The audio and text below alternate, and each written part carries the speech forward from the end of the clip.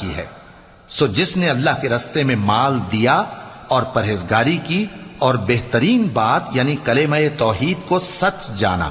تو اس کو ہم آسان طریقے کی توفیق دیں گے، اور جس نے بخل کیا اور بے پرواہ بنا رہا اور بہترین بات کو جھوٹ سمجھا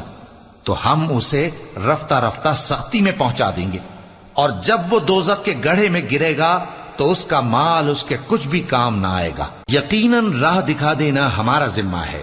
اور بے شک آخرت اور دنیا ہماری ہی ملکیت ہیں،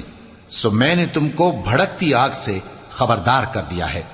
اس میں وہی داخل ہوگا جو بڑا بدبخت ہے، جس نے جھٹلایا اور منہ پھیرا، اور جو بڑا پرہیزگار ہے